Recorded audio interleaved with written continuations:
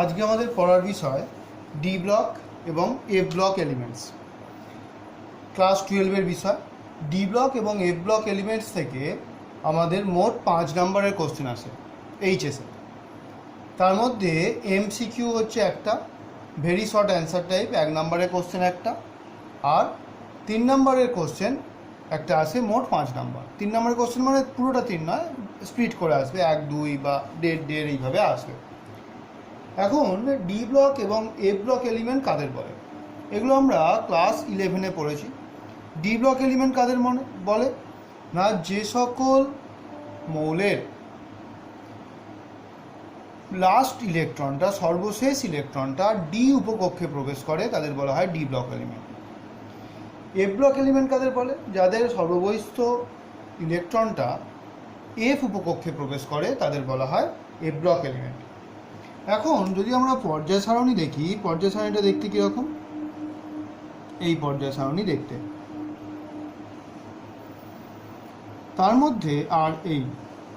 তার মধ্যে এইটা হচ্ছে এ ব্লক,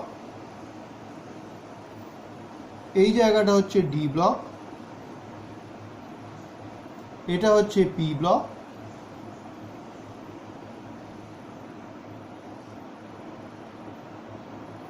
আর এটা হচ্ছে এস ব্লক। যেমন আজকে আমাদের পড়ার বিষয় হচ্ছে ডি ব্লক এলিমেন্টস।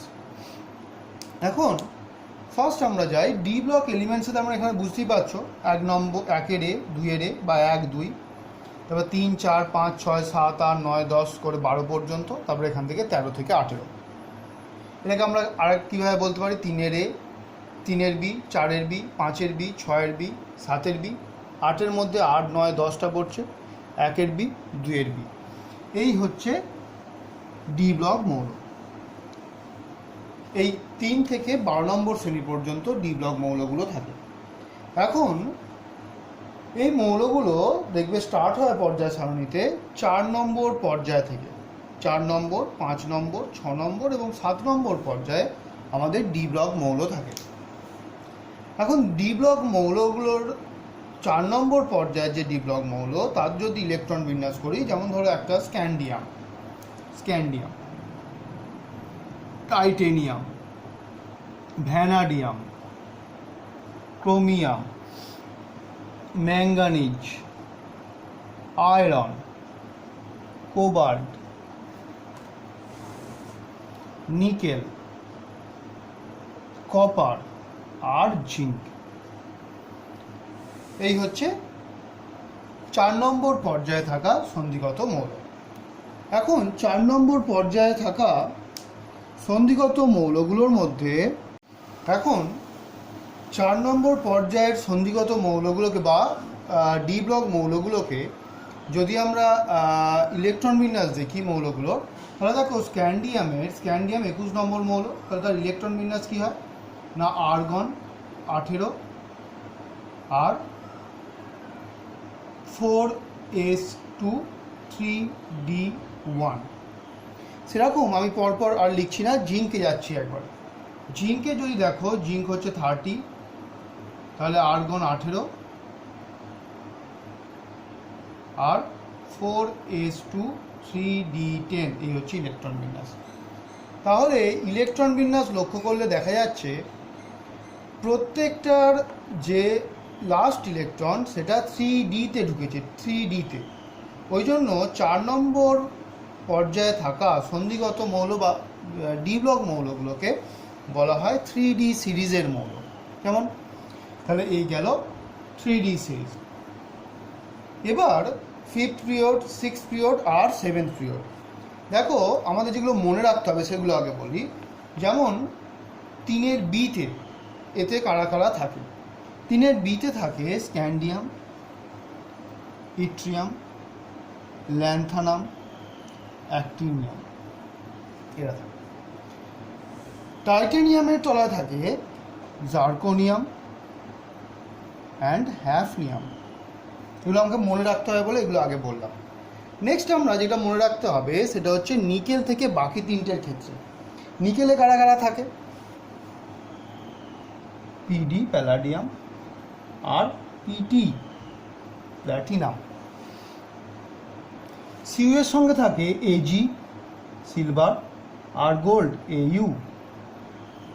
জিঙ্কে থাকে ক্যাডমিয়াম আর মার্কারি।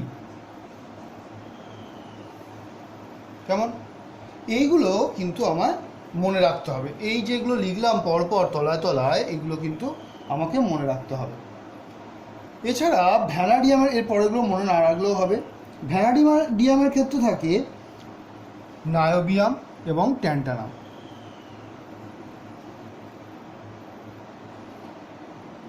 ক্রোমিয়ামের ক্ষেত্রে থাকে মলিবডেনাম আর টাংস্টেন।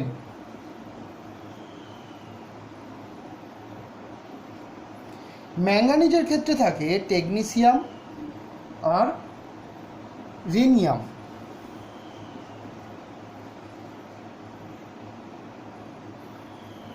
আয়রনের ক্ষেত্রে থাকে রুথেনিয়াম আর অসমিয়াম।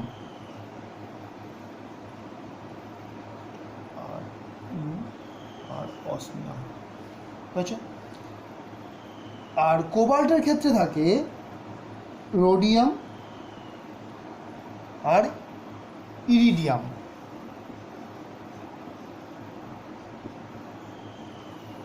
এই ব্যাপারগুলো মানে আমাদের তাহলে মনে রাখতে হবে। কোন জায়গাটা মনে রাখতে হবে? এই থেকে এই জায়গাটা, এই পার্টটা আমাদের মনে রাখলেই কিন্তু হবে। তাহলে ডি ব্লক মৌলের ক্ষেত্রে আমরা ডি ব্লক মৌল কোনগুলো, না এইগুলো হচ্ছে ডি ব্লক মৌল। তার মধ্যে ফোর্থ পিরিয়ডে চতুর্থ পর্যায়ে যে মৌলগুলো থাকে তাকে বলা হয় 3D শ্রেণী, কারণ এর যে বহিস্থ ডি ইলেকট্রনটা তার 3Dতে প্রবেশ করে।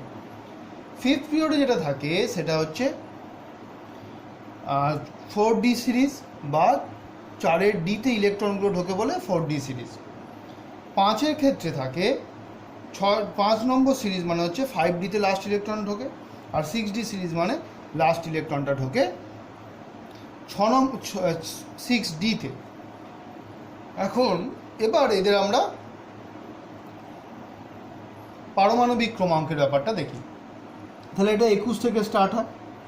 21, এটা 22, এটা 23, এটা 24, এটা 25, 26, 27, 28, 29, 30। এর তলায় তলায় ইট্রিয়ামে কত হবে? না, দেখো এটাকে কভার করে তার মানে 18 যোগ হবে, তার মানে হবে 39। তার মানে এখানে কত হবে? 30, 40, এটা 40, এইভাবে চলতে থাকবে। তাহলে ওর ক্ষেত্রে কত হবে? না 48 এটা হবে। এবার ল্যান্থানামের ক্ষেত্রে কত হবে? 39 প্লাস 18, তাহলে হবে 57। কিন্তু ল্যান্থানাম হচ্ছে 57। এরপর এখানে 14টা কি ঢুকছে? না ল্যান্থানাইড মৌল ঢুকছে। তাহলে হ্যাফনিয়ামের কত হবে? ওই 14টা মৌল এর সঙ্গে অ্যাড হয়ে, তার মানে এখানে 14 হলে 71 পর্যন্ত চলে যাচ্ছে ল্যান্থানাইড মৌলে, তারপর 72 হবে হ্যাফনিয়ামটা। কেমন? একই ঘটনা এর ক্ষেত্রেও হবে। এখানে কি ধরে? অ্যাক্টিনাইড মৌল। তারপর এখান থেকে কি হবে? 70, 73, 74 থেকে চলতে থাকবে। এটা কত হবে? না 80 হবে। কেমন? এই হচ্ছে ডি ব্লক মৌলগুলোর ইলেকট্রন বিন্যাস এবং আমাদের কত পারমাণবিক ক্রমাঙ্ক, এগুলোকে এই যে পার্টটা আছে এই পার্টটাই কিন্তু আমাদের মনে রাখতে হবে। এবার এখন কথা হচ্ছে এদের ডি ব্লক মৌল বলা হয় কেন বলা হয়, এবার ট্রানজিশন মেটাল এদের বলা হয় কেন? না এগুলো সবকটাই হচ্ছে ধাতু, আর এদের কি হয় না ডি অরবিটালগুলো আংশিক পূর্ণ অবস্থায় থাকে, যার কারণেই এরা ট্রানজিশন মেটাল এদের বলা হয় বা সন্ধিগত মৌল বলা হয়। এখন যদি ট্রানজিশন মেটালের সংজ্ঞা বলা হয় তাহলে সংজ্ঞাটা কি? না যে সকল মৌলে পরমাণু অবস্থায় বা কোনো জারণ স্তরে আংশিক পূর্ণ ডি অরবিটাল উপস্থিত। কি বললাম? পরমাণু অবস্থায় as an atom or an আয়নে, ক্যাটায়নে, যদি এদের আংশিক পূর্ণ ডি অরবিটাল থাকে, আংশিক পূর্ণ আনফিল্ড।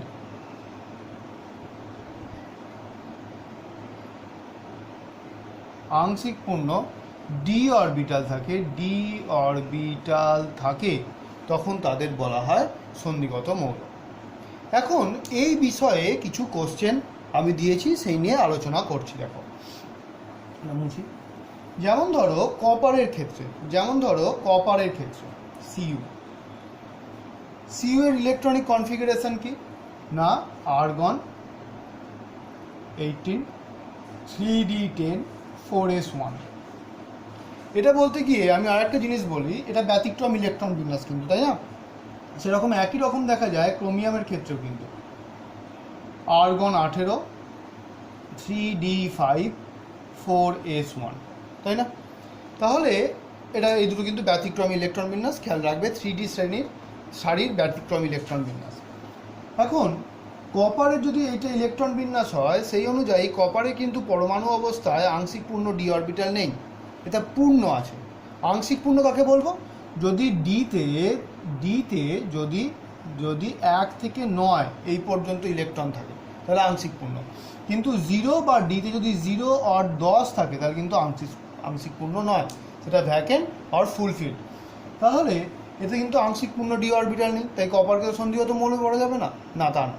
কিন্তু কপারের যদি জারণ স্তর লক্ষ্য করি, কপার কী জারণ স্তর দেখা যায়? +1, আর কপার +2। +1 হলে ওর ইলেকট্রন বিন্যাস কী হবে? 18 3d10। আর যদি +2 হয় তাহলে আর্গন 18 আর 3d9 ইলেকট্রন বিন্যাস। তাহলে এই স্থায়ী জারণ স্তরে কিন্তু কপারের আংশিক পূর্ণ ডি অরবিটাল উপস্থিত, তাই কপারকে সন্ধিগত মৌল বলা যায়। কিন্তু যদি তুমি জিঙ্কের কথায় যাও, জিঙ্ক বা এই 1 বি সারিটার কথায় যাও, জিঙ্কের ক্ষেত্রে দেখো 30th এলিমেন্ট, তাহলে ইলেকট্রন বিন্যাস আর্গন 18 3d10 আর 4s2, এই হচ্ছে ওর ইলেকট্রন বিন্যাস। এখন জিঙ্কের একটাই জারণ স্তর, সেটা কি? Zn2+, তাহলে ওর ইলেকট্রন বিন্যাস কী হবে? আর্গন 18 আর লাস্ট ইলেকট্রনটা সবসময় 4s থেকে বেরোবে আগে, তাহলে 3d10। তাহলে এখানেও ফুলফিল্ড, ওই জন্য জিঙ্ক কিন্তু সন্ধিগত মৌল নয়। এটা আমি তোমাদের কোশ্চেন নাম্বারে দিয়েছি। কোন কোশ্চেন নাম্বার? 3-এর কোশ্চেন নাম্বারটা দিয়েছি। তার আগে 2-এর কোশ্চেন নাম্বারটা কিন্তু আমি ক্রোমিয়ামের আর কপারেটটা কিন্তু আগেই বলে দিলাম, তাই না? তাহলে ক্রোমিয়াম আর কপারেটটা বললাম, আর 3 নম্বর কোশ্চেন, 2 আর 3 নম্বরের কোশ্চেনের অ্যান্সারটা বললাম। তাহলে এই যে শ্রেণীটা এটাকে কিন্তু সন্ধিগত মৌলের মধ্যে ধরা হচ্ছে না। এর একটা বিশেষ নাম দেওয়া হচ্ছে সিউডো ট্রানজিশন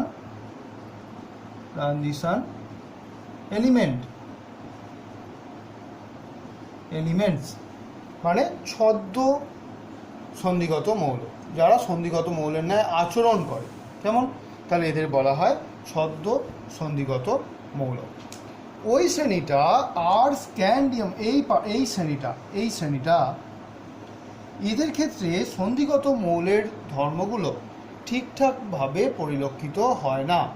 কোন কারণটা বললাম? 3 বি আর 2 বি, কিন্তু ওটাকে বলা হয় pseudo transition elements.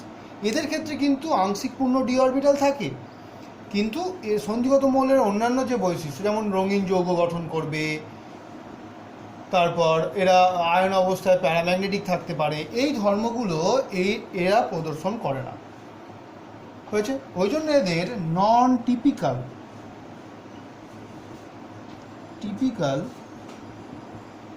Transition element বলে। এদেরও এটা বলতে পারি, ওদের একটা বিশেষ নাম সিউডো ট্রানজিশন এলিমেন্টস। কেমন? তাহলে এই গেল হচ্ছে একটা ওভারঅল পরিচিতি। এবার আমরা যাচ্ছি ডি ব্লক যে মৌলগুলো আছে, সেই ডি ব্লক মৌলগুলোর সাধারণ ইলেকট্রন বিন্যাসে। ডি ব্লক মৌলগুলোর সাধারণ ইলেকট্রন বিন্যাস যদি লক্ষ্য করা যায়, ডি ব্লক মৌলগুলোর সাধারণ ইলেকট্রন বিন্যাস লক্ষ্য করা যায়, তাহলে দেখো 3D এর ক্ষেত্রে সেটা কীরকম হচ্ছে। 3D 1 to 10 R 4s 1 to 2, তাই তো। 4D এর ক্ষেত্রে কী হবে 4D 1 to 10 R 4s 1 to 2 এইভাবে। তাই জেনারেল ইলেকট্রনিক কনফিগারেশন কী হবে, 1 নম্বর কোশ্চেনের অ্যান্সার NS 1 to 2, এটাকে আমরা আগে পরে লিখতে পারি N-1D 1 to 10 R NS 1 to 2, এই হচ্ছে ইলেকট্রনিক কনফিগারেশন। কেমন?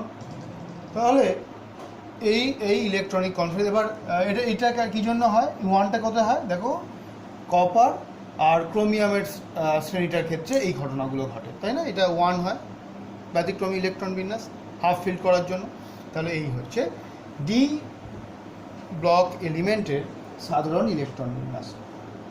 এবার আমি কটা পয়েন্ট বলছি, যেমন এই ইলেকট্রন বিন্যাসের ওপর ভিত্তি করে, ইলেকট্রন বিন্যাসের ডি ব্লক মৌলগুলোর ইলেকট্রন বিন্যাসের ওপর ভিত্তি করেই আমাদের কিন্তু ডি ব্লক মৌলগুলোর সমস্ত ধর্ম নির্ভর করে। কী কী ধর্ম নির্ভর করে, যেমন রঙিন হবে কি,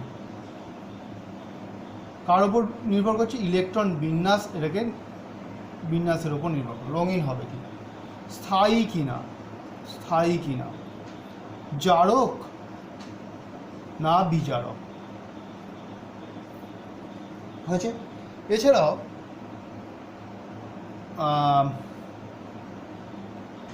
পরিবর্তনশীল জারণ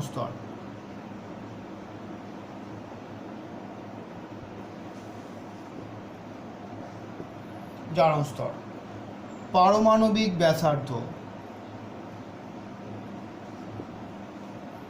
নেক্সট হচ্ছে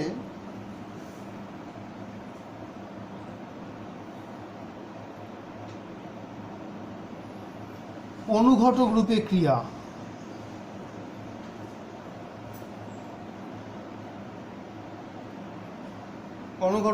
ক্রিয়া, জটিল যৌগ গঠন, এই সমস্ত বিষয়গুলোই কিন্তু ইলেকট্রন বিন্যাসের ওপর নির্ভর করে। আমি এক এক করে এই ইলেকট্রন বিন্যাসের ওপর নির্ভর করে এই সংক্রান্ত কোশ্চেনগুলোর অ্যান্সার তোমাদের বলছি। যেমন দেখো, ফার্স্টেই আমরা যেটা যাই সেটা হচ্ছে সন্ধিগত মৌলগুলো রঙিন যৌগ গঠন করে কেন, বা রঙিন জটিল যৌগ গঠন করে কেন। এইটা পড়ার আগে আর একটা জিনিস শেখার আছে, সেটা হচ্ছে তুমি ডি অরবিটালের স্প্লিটিং। যেমন ধরো তোমরা সবাই জানো ডি অরবিটালে কি আছে না, 5টা কক্ষক উপস্থিত, 5টা কক্ষক এর মধ্যে উপস্থিত। এখন এই 5টা কক্ষক কি হয়, যদি এনার্জি পায় তাহলে ও কিন্তু স্প্লিট করে, 5টা কক্ষকের কিন্তু আবার স্প্লিটিং ঘটে।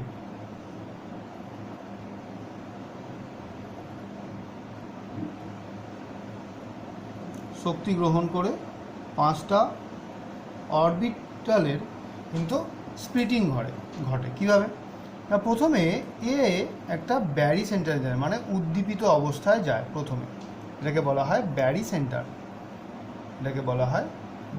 সেন্টার, উদ্দীপিত অবস্থায় যায়। তারপর এটা দুটো ভাগে বিভক্ত হয়ে যায়, একটাকে যেটায় দুটো অরবিটাল থাকে, যেটাখানে দুটো কক্ষক থাকে সেটাকে বলা হয় ইজি সেট, আর যেখানে 3টে কক্ষক থাকে সেটাকে বলা হয় T2G সেট আর ইজি সেট, যদি ও এনার্জি পায়। এখন দেখা যায় ডি অরবিটালটা দুটো পার্টে কিন্তু স্প্লিট হয়ে যায়, একটা হচ্ছে T2G যেটা লোয়ার এনার্জি লেভেল, আর একটা হচ্ছে ইজি, এই ভাগে ভাগ হয়ে যায়। এখন ধরো ডি অরবিটালে যদি সাপোজ একটা আমি ফর এক্সাম্পল বলছি, ধরো D2 সিস্টেম মানে কি, ধরো টাইটেনিয়ামের ক্ষেত্রে যেটা হচ্ছে 22 নম্বর এলিমেন্ট, সেটা কি হয় 1s2 আর্গন দিয়ে বলি, 18 3d2 4s2 এই হচ্ছে ইলেকট্রন বিন্যাস। তাহলে এটা D2 সিস্টেম, এটার জন্য বলা হচ্ছে এটাকে D2 সিস্টেম। এই এক্সাইটেড স্টেটে এখানে গেল দুটো ইলেকট্রন। এরপর ইলেকট্রনগুলো আগে এখানে পূর্ণ হবে, তারপর এখানে পূর্ণ হবে। কেমন? যদি এখানে D4 সিস্টেম হতো, D4 সিস্টেম হলে কি হতো, এটা হলো এরকমও হতে পারে অথবা এই রকমও হতে পারে। ঠিক আছে, এই নিয়ে আলোচনা আমরা কোঅর্ডিনেশন কম্পাউন্ডে এরা কেন হয় সেগুলো নিয়ে আমরা আলোচনা করব। এইভাবেও হতে পারে, হ্যাঁ, D4 সিস্টেমের জন্য। তাহলে এই ধরনের যে ইলেকট্রন বিন্যাস আমরা দেখছি যে ডি অরবিটালটা স্প্লিটিং হয়ে যাচ্ছে দুটো ভাগে, T2G আর EG, সেখানে কিন্তু এই যে ইলেকট্রনগুলো আছে সেগুলো এনার্জি লাভ করে এখান থেকে এখানে শিফট হতে পারে। কেমন? এখান থেকে এখানে, এটা এই না হয়ে এটা এইও হতে পারে, এখান থেকে এখানে শিফট হতে পারে। এটাকে বলা হয় ডিডি শিফট। তোমরা এত কিছু লিখতে হবে না, শুধু ডিডি শিফট লিখলেই হবে, ডিডি শিফট। এই ডিডি শিফট করার জন্য দায়ী কি না, যে এনার্জিটা ওরা গেইন করছে, তাই তো? তাহলে এই যে এনার্জিটা ওরা গেইন করছে, এই এনার্জিটা গেইন করে ওরা হায়ার এনার্জি স্টেটে যাচ্ছে। কিন্তু যে কোনো পরমাণু বা যে কোনো আয়নই চায় যে আমরা স্থায়ী থাকতে, তাহলে ও কি করবে, এনার্জিটা লস করে আবার আগের স্টেটে ফিরে আসতে চাইবে। তখন যে এনার্জিটা ওরা বর্জন করবে সেটাই হচ্ছে আলোক শক্তিরূপে আমাদের চোখে রাখবে। যার কারণেই কি হয় না, সন্ধিগত মৌলগুলোর আয়ন কি করে না, ডিডি শিফটের মাধ্যমে রঙিন জটিল যৌগ গঠন করে। কেমন? এবার দেখো, তাহলে যাদের ক্ষেত্রেই আংশিক পূর্ণ ডি অরবিটাল থাকবে তারাই কিন্তু রঙিন জটিল যৌগ গঠন করতে সক্ষম। কিন্তু যদি তোমরা জিঙ্কের ক্ষেত্রে ধরো, জিঙ্কের ইলেকট্রন বিন্যাস কি, 3d10 আর 4s2, এই হচ্ছে ইলেকট্রন বিন্যাস। আর জেডেন এর জারণ স্তরটা কি, Zn2+, এটা কি না 3d10, এটা হচ্ছে জেডেন এর 2+ এর ইলেকট্রন বিন্যাস। তাহলে এখানে যদি তোমরা এই ডি অরবিটালের স্প্লিটিংটা দেখো, তাহলে কিন্তু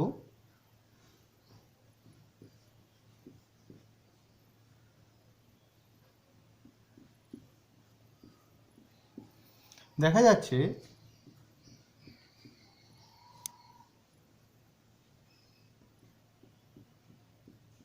শিফট করার মতন কিন্তু জায়গা নেই, তাই না?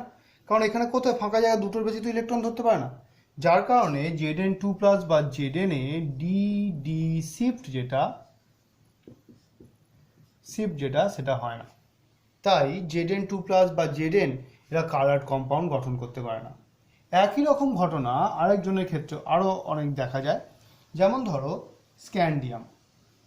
স্ক্যান্ডিয়ামের একটাই জারণ স্তর, সেটা হচ্ছে 3+। তাহলে ইলেকট্রন বিন্যাস কি হবে, স্ক্যান্ডিয়ামের 3+ এর ইলেকট্রন বিন্যাস হচ্ছে, স্ক্যান্ডিয়াম ছিল আর্গন 18 4s2 3d1, সবকটা ইলেকট্রন বেরিয়ে গেছে। তাহলে আর্গন কত হয়ে গেছে 18, আর 3d কিন্তু 3d কত হয়ে গেছে, 3d 0 হয়ে গেছে। তাহলে ডিতে তো কোনো ইলেকট্রনই নেই। তাহলে ডিতে কোনো ইলেকট্রন না থাকার কারণে এরা কিন্তু ডিডি শিফট করাতে পারে না, তাই এরা রঙিন যৌগ গঠন করতে পারে না। তাহলে ফার্স্ট আমি যে অ্যান্সারটা বলছি সেটা হচ্ছে 5 দাগের অ্যান্সারটা, সন্ধিগত মৌলগুলি রঙিন জটিল যৌগ গঠন করে কেন না, সন্ধিগত মৌলগুলোতে বা তাদের আয়নে আংশিক পূর্ণ ডি অরবিটাল উপস্থিত। সেই আংশিক পূর্ণ ডি অরবিটালের কি হয়, T2G EG স্প্লিটিং হয় এবং সেখানে ডিডি শিফট হওয়া সম্ভব। এই ডিডি শিফটের কারণেই আয়নগুলো বা মৌলগুলো রঙিন যৌগ গঠন করতে সক্ষম হয়। এখন এই একই রকমের একটা কোশ্চেন আমি দিয়েছি তোমাদের, কোশ্চেন নাম্বার হচ্ছে 14তে। 14তে দেখবে আমি Ti3+ দিয়েছি, Ti3+ দিয়েছি, তারপর হচ্ছে ভ্যানাডিয়াম 3+, স্ক্যান্ডিয়াম 3+, স্ক্যান্ডিয়াম 3+ এরটা এই মাত্র আমি বললাম। তার সঙ্গে আর দিয়েছি কোবাল্ট CO2+, এইগুলো আমরা দিয়েছি। তাহলে এইগুলোর মধ্যে কে কে কালার কম্পাউন্ড গঠন করবে, কে কে করবে না, আমি এই তিনটে এটা বলে দিয়েছি, এই দুটোর এক্সাম্পল দিচ্ছি, তাহলে বুঝতে পারবে, বাকিগুলো নিজেরা বাড়িতে করবে। টিআই হচ্ছে 22 নম্বর এলিমেন্ট। তাহলে টিআই এর ইলেকট্রন বিন্যাস কি? 1s2, 2s2, 2p6, 3s2, 3p6, 4s2, 3d2।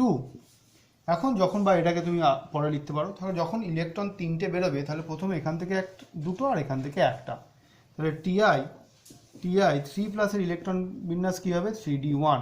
এটা বাদ দিয়ে বাকিগুলো সব করা থাকবে, ঠিক আছে? তাহলে 3d1 হলে এটা তো আংশিক পূর্ণ ডি অরবিটাল আছে, সেই আংশিক পূর্ণ ডি অরবিটালের জন্য এর ডিডি শিফট সম্ভব, যার কারণে Tr3+টা কালার হবে। একইভাবে কোবাল্ট 2+, এর ক্ষেত্রে কি? কোবাল্টের যদি দেখো তাহলে আর্গন 18, কোবাল্ট কত নম্বর এলিমেন্ট? না, 27 নম্বর এলিমেন্ট। তাহলে কোবাল্ট যদি 27 হয় তাহলে এটা হচ্ছে 3d7 4s2। তাহলে কোবাল্ট, এটা কোবাল্ট 2+ কত হবে? না, 3d7। 4sটা থাকবে না, দুটো ইলেকট্রন বেরিয়ে গেছে, আর্গন যা আছে থাকবে। তাহলে এটাও তো আংশিক পূর্ণ ডি অরবিটাল, তাই এও কিন্তু কালার জেনারেট করবে। কেমন? তাহলে এই হচ্ছে কালার জেনারেট করার কারণ। কেন না, ডিডি শিফট হতে পারে বলে এরা কালার জেনারেট করতে পারে। নেক্সট আমাদের তাহলে এটা আমি অ্যান্সারটা কোনটা বললাম? 5-এর দাগের অ্যান্সারটা বললাম, আর 14 দাগের কোশ্চেনের অ্যান্সারটা বললাম। এখন এই কালার জেনারেশনের ব্যাপারে আরেকটা ডিডি শিফট নয়, এখানে অন্য একটা পয়েন্ট আছে, সেটা কি? Charge transfer. সেই দিয়েও কিন্তু কালার জেনারেট করতে পারে। যেমন ধরো MnO4 মাইনাস, এই যে আয়নটা, মানে actually KMnO4, potassium permanganate, KMnO4, এই যে যৌগটা বা এই যে আয়নটা, সেও কালার জেনারেট করতে পারে। কিন্তু যদি ভালো করে লক্ষ্য করো, এখানে Mn হচ্ছে +7-এ আছে, তাহলে Mn25 এর ইলেকট্রনিক কনফিগারেশন কি? আর্গন 18, তারপর হচ্ছে 3d5 4s2, এই হচ্ছে ইলেকট্রনিক কনফিগারেশন। তাহলে এখান থেকে যদি 7টা ইলেকট্রন বেরিয়ে যায়, তাহলে ইলেকট্রন কি থাকে? না, আর্গন 18 থাকে, তাই না? Mn7+, Mn+7-এ এটা থাকে। তো এখানে ডি অরবিটাল নেই, তাহলেও তারপরেও এ কিন্তু বেগুনি বর্ণ প্রদর্শন করে। এর কারণটা কি? এর কারণ হচ্ছে, এর যদি আমরা গঠন লক্ষ্য করি, এর গঠনটা কীরকম? MnO- ডবল বন্ড ও করলাম, এই O-, এই ডবল বন্ড ও, এই ডবল বন্ড ও।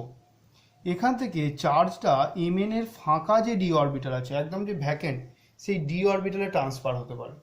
তাহলে এখানে অক্সিজেন পরমাণুর চার্জ ট্রান্সফারের জন্য, Mn এর ডি অরবিটালে চার্জ ট্রান্সফারের জন্য Mn কিন্তু কালার জেনারেট করছে। এটা হচ্ছে MnO4- এর কালার জেনারেট করার কারণ।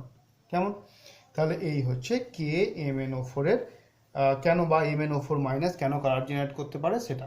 একই ঘটনা K2Cr2O7 এর ক্ষেত্রে। Cr2O7 এর 7 2-, এখানে ক্রোমিয়াম +6 অনুযায়ী এটার গঠনটা কীরকম? Chromium double bond O, single bond O-, double bond O, single bond O, single bond chromium, double bond O, single bond O-, double bond O. এইটা হচ্ছে ক্রোমিয়ামের এই ডাইক্রোমেটের গঠন। তাহলে এখানেও ক্রোমিয়াম হচ্ছে +6। ক্রোমিয়ামের যদি ইলেকট্রন বিন্যাস দেখো, যদি +6 জারণ স্তরে যায়, তাহলে কিন্তু ক্রোমিয়ামের ডিতে কোনো ইলেকট্রন থাকে না, কিন্তু এখানে চার্জ ট্রান্সফার হতে পারে ফাঁকা ডি অরবিটালে, যার কারণেই Cr2O7 কিন্তু কালার জেনারেট করে। এই যে কোশ্চেন দুটো আমি আলোচনা করলাম, সেই দুটো কোশ্চেনটা আছে তোমাদের 13 দাগের কোশ্চেনটা। 13 দাগের কোশ্চেনের অ্যান্সারটা আমি এখানে বললাম, অরেরটা আর এমনি যে কোশ্চেনটা আছে সেটা বললাম। নেক্সট আমরা যাচ্ছি, তাহলে এটা গেল আমাদের কালার জেনারেশনের ব্যাপার স্যাপারের মধ্যে।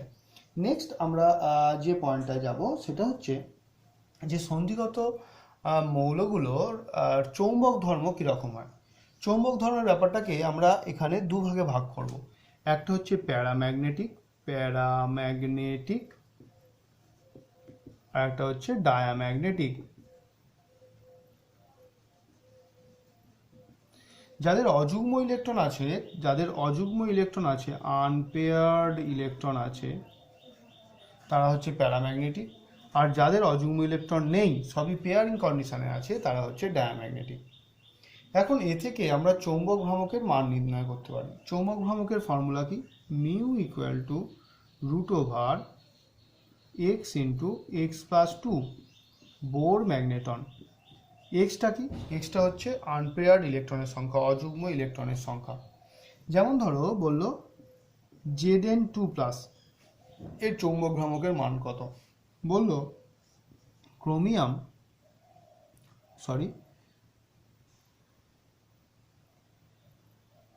কপার 2 প্লাস এর চৌম্বক ভ্রামকের মান কত? এটা করতে গেলে প্রথমে এই দুটো ইলেকট্রন বিন্যাস করতে হবে। প্রথমে আমরা জিঙ্কের ইলেকট্রন বিন্যাস করি, আর্গন 18, এর মধ্যে কোনো অযুগ্ম ইলেকট্রন নেই কারণ ভর্তি হয়ে আছে। তারপর হচ্ছে 4s2 3d10, কিন্তু দুটো প্লাস মানে 4s নেই, এটা বেরিয়ে গেছে, তার মানে এটা ডিটা কিন্তু ফুলফিল, তার মানে কোনো অযুগ্ম ইলেকট্রন নেই, 10টা ইলেকট্রন দ্বারাই ভর্তি আছে। এর ক্ষেত্রে কি হচ্ছে? আর্গন 18, আর কি হচ্ছে না কপারে ছিল 3d10 4s1, তা দুটো ইলেকট্রন বেরোনো মানে এখান থেকে একটা আর এখান থেকে একটা, তাহলে 3d9 এই ইলেকট্রন বিন্যাস হয়েছে। তাহলে এর যদি ইলেকট্রন বিন্যাস আমি দেখি তাহলে ইলেকট্রন বিন্যাসটা হচ্ছে 1 2 3 4 5 6 7 8 9, তাহলে একটা অযুগ্ম ইলেকট্রন পড়ে আছে। তাহলে এবার এর হিসেবে যাচ্ছি, তাহলে জিঙ্কের ক্ষেত্রে মিউ ইকুয়াল টু হচ্ছে √0 into 0 plus 2 that is equal to 0। এর ক্ষেত্রে কিন্তু মিউ ইকুয়াল টু হবে √1 ইন্টু 1 প্লাস 2, তার মানে হচ্ছে √3 বোর ম্যাগনেটন। কেমন? তাহলে এইভাবে আমরা চৌম্বক ভ্রামকের ব্যাপারটাতে যেতে পারি। ব্যাস, এটা একটা পয়েন্ট হলো।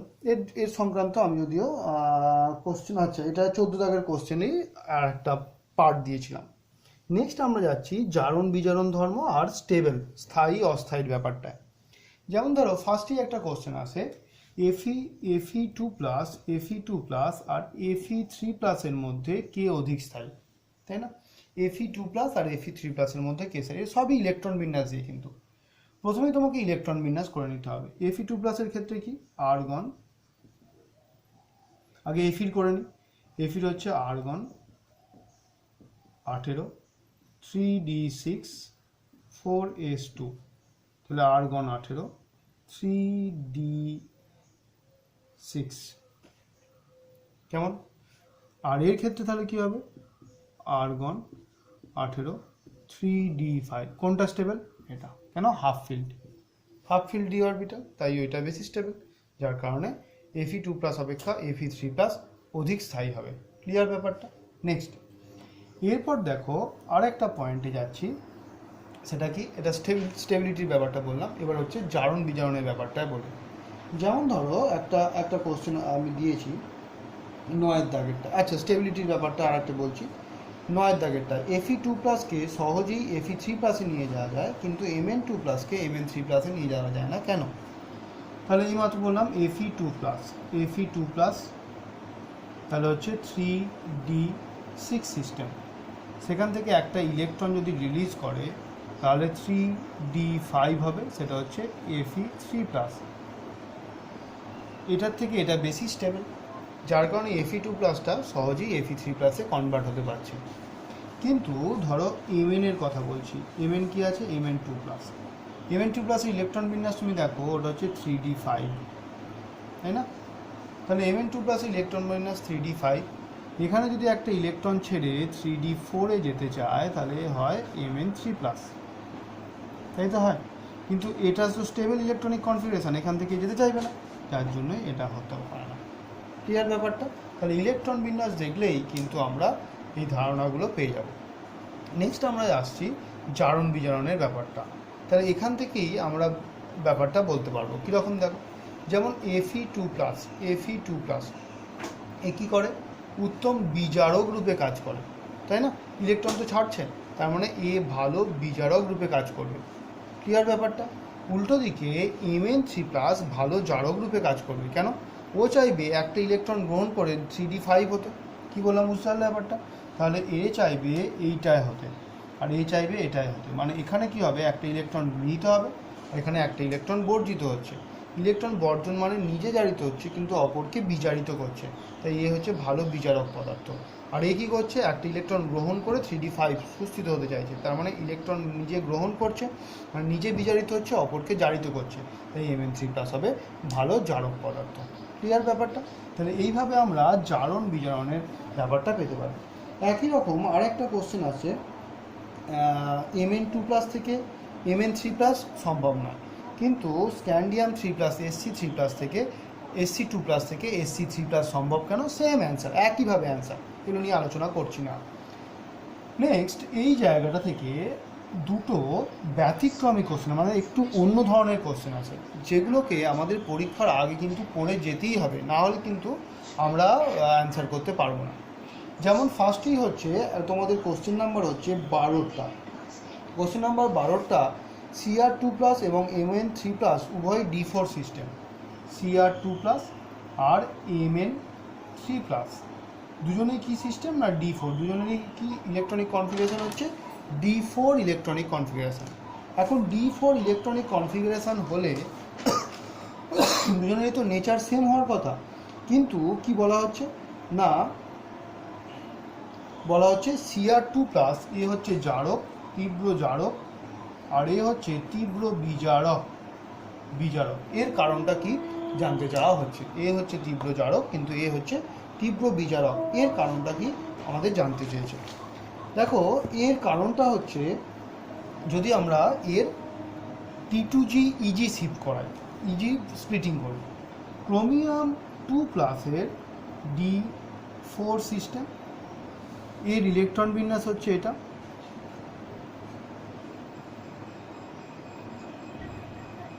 এখন এর যদি আমরা T2G EG স্প্লিটিং করি,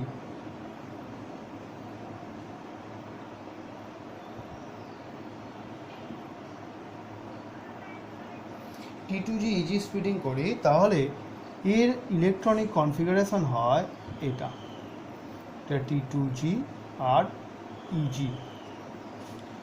তাহলে এ কি চাইবে না, আমি মনে হয় কোশ্চেনটা ভুল বললাম। কোশ্চেনটা হচ্ছে Cr2+ হচ্ছে বিজারক, Cr2+ বিজারক, আর এটা জারক কেন? তার কারণ হচ্ছে এই যে এর ধরো এই ইলেকট্রন বিন্যাস হয় কার না, ক্রোমিয়াম 2+ এর যেটা D4 সিস্টেম, তার ইলেকট্রন বিন্যাস হচ্ছে এটা। এখন যেটা আর Mn3+ যেটা, সেটাও D4 সিস্টেম, তার ইলেকট্রন বিন্যাস কিন্তু এটা।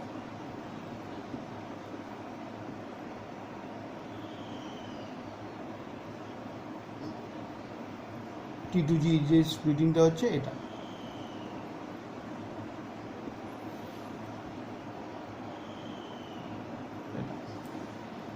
তাহলে ভালো করে লক্ষ্য করলে দেখা যাবে যে এ যদি একটা ইলেকট্রন যদি ছেড়ে দেয় তাহলে এর ইলেকট্রন বিন্যাসটা কি হচ্ছে, আমি এখানে ছোট করে আঁকছি, পুরোটা আঁকছি না।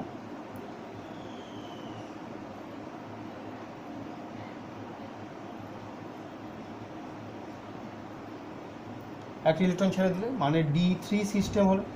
তাহলে দেখো, এটা তো হাফ ফিল্ড হয়ে যাচ্ছে, এটা হাফ ফিল্ড হয়ে যাচ্ছে, তাহলে এটার থেকে এটা বেশি স্টেবল, যার কারণে এ চায় একটা ইলেকট্রন ছেড়ে দিয়ে D3 সিস্টেমে যেতে চায়। একটা ইলেকট্রন ছাড়ছে, তার মানে এ নিজে জারিত হচ্ছে, তার মানে অপর পদার্থকে বিজারিত করছে, তাই এ হচ্ছে বিজারক পদার্থ। আবার একইভাবে এর ক্ষেত্রে দেখো, এ যদি একটা ইলেকট্রন গেইন করে তাহলে কি হয়, দুটোই কিন্তু ফুলফিল্ড হয়ে যায়।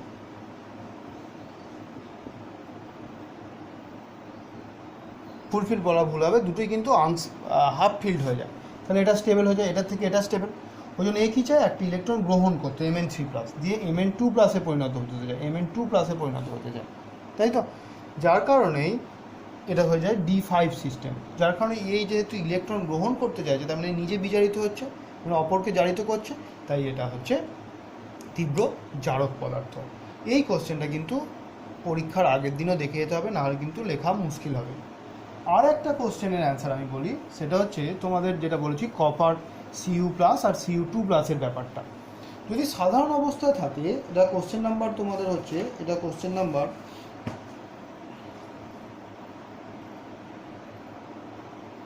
10, কোশ্চেন নাম্বার 10 কোশ্চেন নাম্বারে 10 কোশ্চেনটা হচ্ছে, দেখো বলেছে Cu+ আর Cu2+ দিয়ে কোশ্চেনটা দিয়েছে।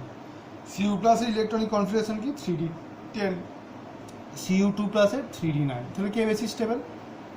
অবশ্যই এ বেশি স্টেবল, তাই না? কিন্তু বলছে যদি জলীয় দ্রবণ হয় তখন কিন্তু এ বেশি স্টেবল হয়ে যায়। কারণটা কি চলো দেখা যায়। এখন দেখো Cu, ভালো করে শুনবে, Cu+ থেকে যদি আমরা Cu2+ নিয়ে যেতে চাই, Cu+ থেকে যদি আমরা Cu2+ নিয়ে যেতে চাই, তাহলে এই ইলেকট্রনটা, একটা ইলেকট্রনকে ছাড়াতে আমাকে প্রচুর শক্তি দিতে হবে, কারণ এটা হচ্ছে স্টেবল ইলেকট্রনিক কনফিগারেশন।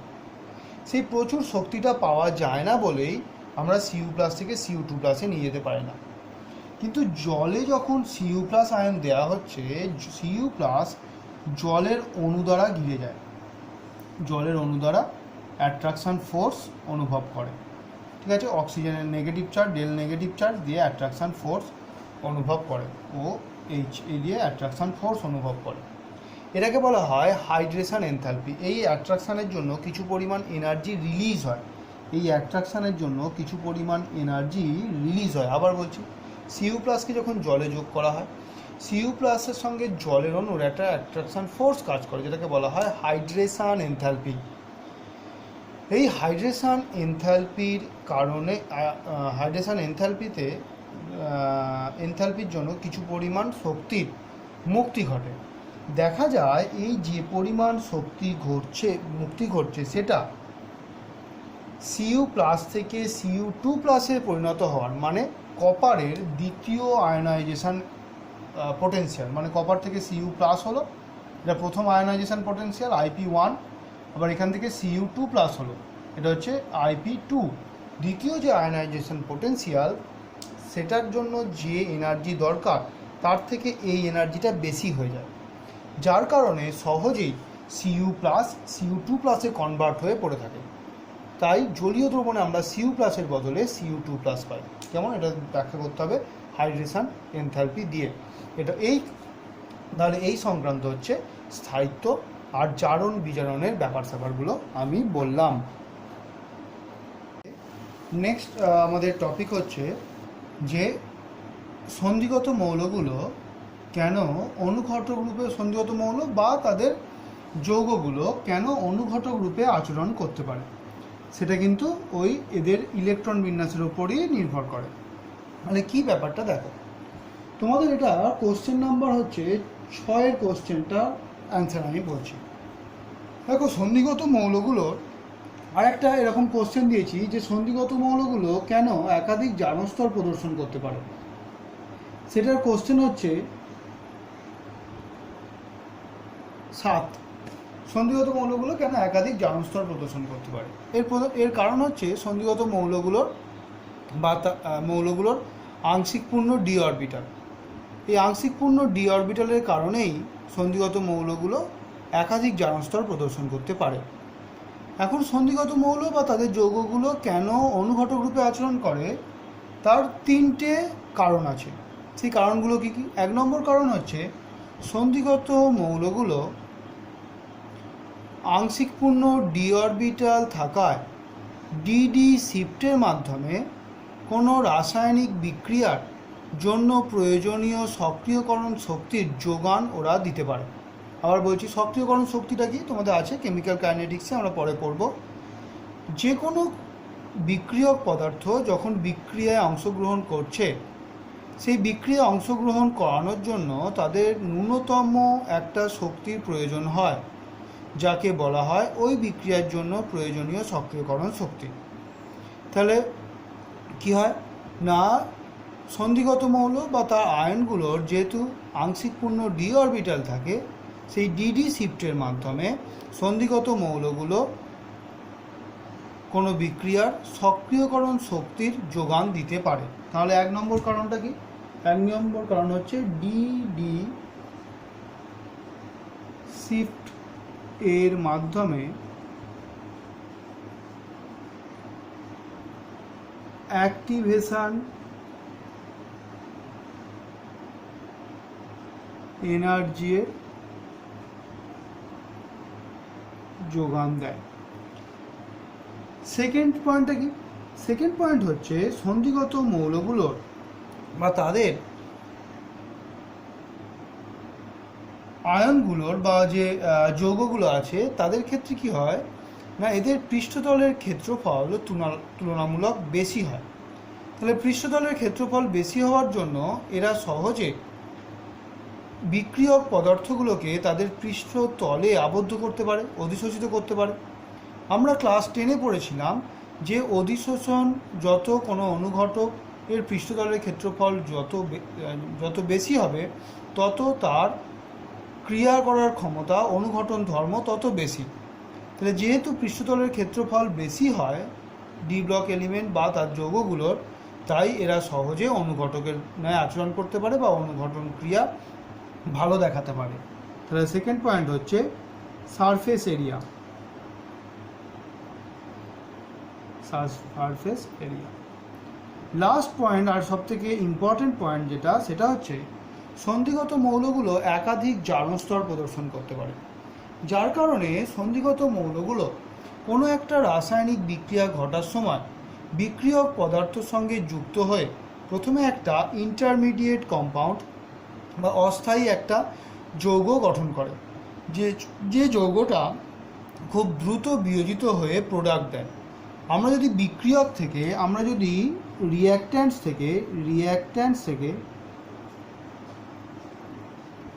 থেকে ডাইরেক্ট প্রোডাক্টে যেতাম, তাহলে আমার যা তাপ লাগতো বা টাইম লাগতো সেটা অনেক বেশি হতো। কিন্তু রিঅ্যাক্ট্যান্টস থেকে প্রথমে আমরা কি করলাম না, একটা ইন্টারমিডিয়েট কম্পাউন্ডে গেলাম।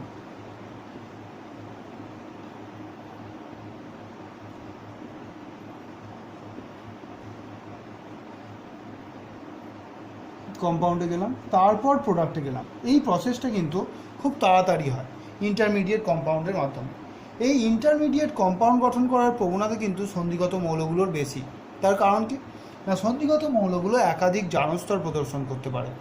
একাধিক জারণস্তর প্রদর্শনের মাধ্যমেই ও এই ঘটনাটা করতে পারে। ফর একটা এক্সাম্পল আমি বলছি, দেখো ফর একটা এক্সাম্পল। তাহলে এটা কি না, পয়েন্টটা হচ্ছে ইন্টারমিডিয়েট কম্পাউন্ড গঠনের মাধ্যমে বিক্রিয়া হার বৃদ্ধি করে। এবার এটা একটা এক্সাম্পল বলছি, দেখো যেমন আমরা যখন স্পর্শ পদ্ধতিতে সালফিউরিক অ্যাসিড প্রস্তুত করি, বা এর অন্য একটা এক্সাম্পল দিই। যেমন ধরো, যদি আমরা পটাশিয়াম আয়োডাইডের সঙ্গে সোডিয়াম থায়োসালফেটের বিক্রিয়া করাই, তার সঙ্গে পটাশিয়াম আয়োডাইড, তার সঙ্গে সোডিয়াম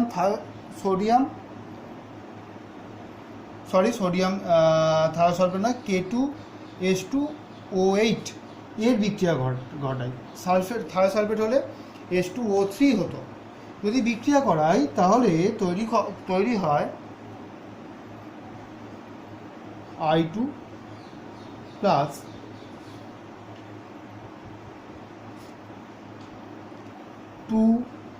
SO4 2 মাইনাস প্লাস 2 দিয়ে যদি 2K প্লাস, এটা ফর্ম করে। কেমন? এখন মানে K2SO4 ফর্ম করে। এখন এই বিক্রিয়াটা আমরা FeCl3 এই অনুঘটকের উপস্থিতিতে ঘটাই। আমরা বিক্রিয়াটা ঘটাই। এখন FeCl3 কাজ কি সেটা দেখা যাক। FeCl3 কি করে? FeCl3 যদি বিয়োজিত হয় তাহলে দেখো Fe3+, তাই না, Fe3+। তাহলে এই প্রথমে কি করে দেখো, এই 2I- এর সঙ্গে Fe3+, দুটো Fe3+ বিক্রিয়া করে নিজে Fe2+ পরিণত হয়। কি করলো না, এখান থেকে ও কি করলো, এই যে ইলেকট্রনগুলো আছে সেই ইলেকট্রন দুটো নিজে গ্রহণ করলো। দিয়ে Fe2+ পরিণত হলো, আর আয়োডিনকে I2-তে কনভার্ট করলো। কেমন? তাহলে ইন্টারমিডিয়েট মানে একটা অন্য জারণস্তরে গেল, ইন্টারমিডিয়েট কম্পাউন্ড ফর্ম করলো FeCl2 দিয়ে I2 ফর্ম করলো। আর অপরদিকে H2O8 2- এর সঙ্গে আবার 2Fe3+, এ কী করলো? এ বিক্রিয়া অংশগ্রহণ করলো, Fe2+, এটা প্রোডাক্ট হয়েছে, সেটা বিক্রিয়া করলো, দিয়ে তৈরি করলো H2SO4 2-, মানে একটা করে দেখো এখানে দুটো মাইনাস ছিল, সেখানে 4টে মাইনাস হচ্ছে, 2 দুগুণে 4টে, তাহলে দুটো ইলেকট্রন এ ছেড়েছে, যে আবার নিজে আবার Fe3+-এ কনভার্ট হয়ে গেল, মানে অনুঘটক FeCl3-তে কনভার্ট হয়ে গেল। তাহলে প্রোডাক্ট কিন্তু এটাই করো, দেখো I2 প্রোডাক্ট করলো, এটা প্রোডাক্ট করলো, আর K+ যেমন আছে রইল। তাহলে এখানে FeCl3-র Fe3+ নিজের জারণ স্তর চেঞ্জ করে এই বিক্রিয়াটাকে দ্রুত গতিতে করার দ্রুততার সঙ্গে ঘটালো। তাই যেহেতু এরা জারণ স্তরের পরিবর্তন করতে পারে, তাই এরা অনুঘটন ধর্ম প্রদর্শন করতে পারে। একই ঘটনা আরেকজন দেখাতে পারে, সেটা হচ্ছে V2O5। দেখবে ওই কোশ্চেনটাতেই আমরা 6 দাগের কোশ্চেনতেই V2O5-এর কথা বলেছি। V2O5 কি কিসে ইউজ করা হয় না, স্পর্শ পদ্ধতিতে সালফিউরিক অ্যাসিড প্রস্তুতিতে আমরা V2O5 অনুঘটক রূপে ব্যবহার করি। V2O5-এর উপস্থিতিতে কী হয় না, 2SO2 এর সঙ্গে অক্সিজেনের বিক্রিয়ায় এখানে V2O5-কে অনুঘটক রূপে ব্যবহার করা হয়, দিয়ে তৈরি করা হয় 2SO3 প্রস্তুত করা হয়। এখন এই প্রক্রিয়াটা কিভাবে ঘটে, দেখো V2O5 এখানে কিভাবে কাজ করে সেটা আমাদের দেখতে হবে। এখানে অ্যাকচুয়ালি এই যে অক্সিজেনটা আমরা লিখছি SO2 এর সঙ্গে যুক্ত, সেটা কিন্তু এই অক্সিজেন একে সাপ্লাই করে না। কীভাবে সাপ্লাই হয় অক্সিজেনটা? এর সঙ্গে প্রথমে V2O5 বিক্রিয়া করে, দিয়ে তৈরি হয় 2SO3 আর প্লাস 2V2O4 উৎপন্ন হয়। তাহলে এটা হচ্ছে ইন্টারমিডিয়েট কম্পাউন্ড একটা, মানে এটা হচ্ছে একটা অন্য জারণস্তর V2O5, সেখান থেকে V2O4-এ কনভার্ট হলো, অন্য জারণস্তর থাকলো। এখানে জারণস্তর কত ছিল না +5, এখানে জারণস্তর কত হলো +4 জারণস্তর হলো, তাহলে অন্য জারণস্তরে ফর্ম গেল, দিয়ে SO3টা ফর্ম করলো। এবার ওই V2O4 আবার আগের অবস্থায় ফিরে আসতে হবে, তবেই তাকে আমরা অনুঘটক বলতে পারবো। সে কী করলো, যে অক্সিজেন আছে তার সঙ্গে যুক্ত হয়ে 2V2O5-এ কনভার্ট হয়ে গেল। তাহলে এইভাবে ওরা বিক্রিয়ার বেগ বাড়াতে পারে। তাহলে অনুঘটক রূপে কেন কাজ করে, তাহলে তার পয়েন্টগুলো আমি বলছি আবার। দেখো, যেমন DD শিফটের মাধ্যমে অ্যাক্টিভেশন এনার্জি বাড়ায়, সারফেস এরিয়া বেশি হওয়ার ফলে সহজে অধিশোষণ প্রক্রিয়া ঘটাতে পারে এবং বিক্রিয়ার হার বাড়াতে পারে। আর হচ্ছে ইন্টারমিডিয়েট কম্পাউন্ড গঠন করতে পারে জারণ স্তরের পরিবর্তন ঘটিয়ে, যার কারণে বিক্রিয়ার হার দ্রুত হয়। এই হচ্ছে এর কারণ। আর V2O5 কেন কীভাবে অংশগ্রহণ করে তার ব্যাখ্যাটাও আমি দিলাম।